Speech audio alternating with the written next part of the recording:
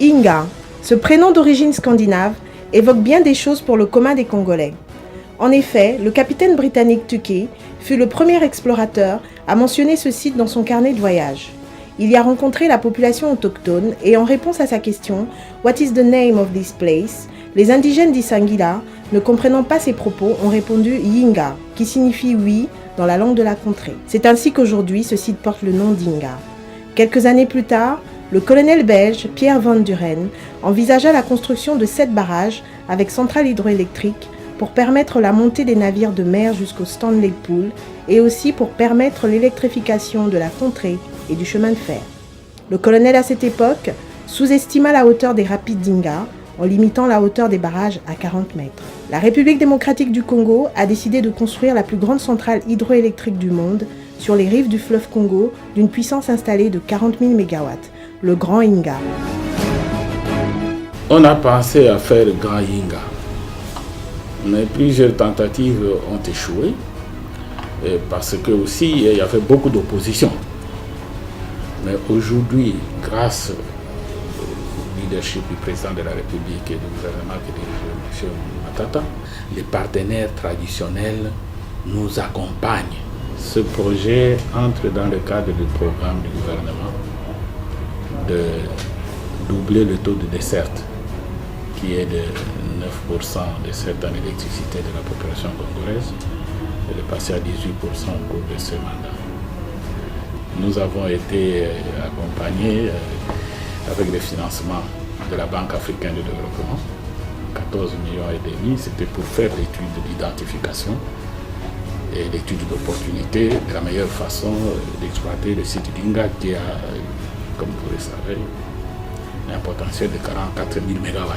Les études de faisabilité déjà réalisées ont permis au gouvernement de prendre des options et des décisions sur le développement du Grand Inga en modèle partenariat État-privé. Et maintenant, nous sommes à la phase de faisabilité où le gouvernement a donc à prendre des options finales pour la structuration du projet que l'on appelle communément Inga 3, qui est donc le prochain développement qui concernera à peu près 4500 à 5000 MW. Une fois que ce schéma d'aménagement est adopté par le gouvernement, d'ailleurs je crois qu'il y a eu des décisions très avancées sur ce sujet, la banque ne va pas se contenter de produire ces résultats. En effet, nous avons déjà commencé à travers des contacts que nous entretenons avec les autres bailleurs de fonds.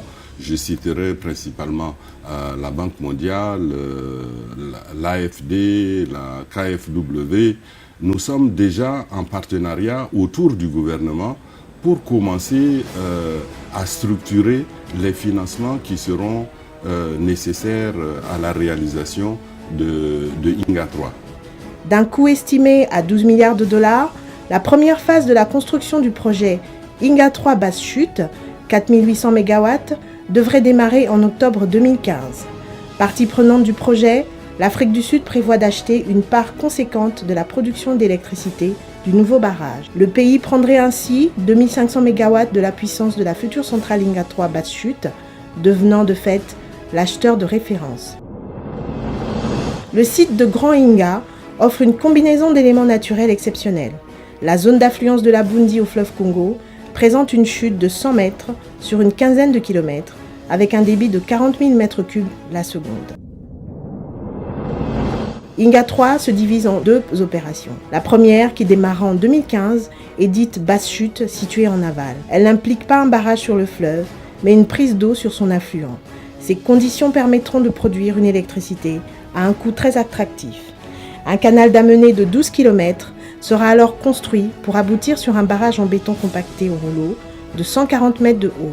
Ce barrage unique sera rehaussé dès Inga 3 haute chute pour atteindre 205 mètres et ajouter 3000 MW de capacité, soit 7800 MW en tout. Il servira ensuite de barrage pour toutes les 5 phases récentes jusqu'à Inga 8. Le site d'Inga est aménageable en 6 phases successives jusqu'à atteindre la capacité de 42 000 MW, 5 centrales seront alors installées sur le même barrage pour atteindre cette capacité. Ce phasage-là du développement, non seulement élimine les risques importants des tunnels souterrains qui étaient envisagés, mais permet au pays de procéder par phases successives au développement de l'ensemble du potentiel. Et c'est cela qui est véritablement important. Un dispositif hydroélectrique existe déjà sur le fleuve Congo à ce niveau, avec les barrages d'Inga 1 d'une capacité de 351 MW et Inga 2 de 1424 MW. Deux centrales en service depuis 1972 et 1982, gérées par la Société nationale d'électricité, SNEL en sigle. Cela donne déjà un gage de crédibilité vis-à-vis de nos partenaires. Alors les partenaires ont compris, puisqu'il y a un acheteur crédible, solvable, et ils viennent. Nous avons déjà des candidats développeurs, comme on les appelle, c'est-à-dire des entreprises qui veulent venir avec nous pour construire Inga. Inga 3 basse chute devrait permettre de combler le déficit en électricité de la République démocratique du Congo et répondre aux besoins de la consommation domestique de la population, des industries minières et à la demande de l'Afrique du Sud. À cette première phase s'adjoindront de nouvelles étapes qui permettront aux pays d'Afrique australe, du nord-est du continent et d'une partie de l'ouest de bénéficier de la production du site.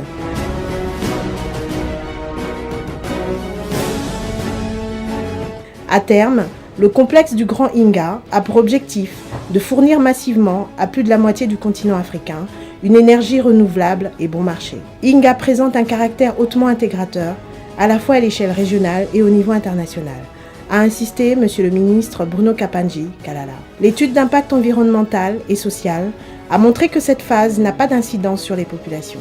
Celles-ci ne seront pas affectées par les zones inondées qui resteront relativement faibles, bien au contraire. Et donner au village vraiment une vie moderne. Inga 3 n'aura pas non plus d'impact écologique sur la faune et la flore sur cet espace de savane clairsemée, constitué essentiellement de roches. Pour faire un tel projet, il faut première chose la vision, deuxième chose la foi, ce qu'on fait, troisième chose la détermination et l'engagement, quatrième chose un leadership fort. Et nous avons cela au travers du président de la République qui l'impulse à son gouvernement. Et ces éléments constituent des gages de succès de ce projet.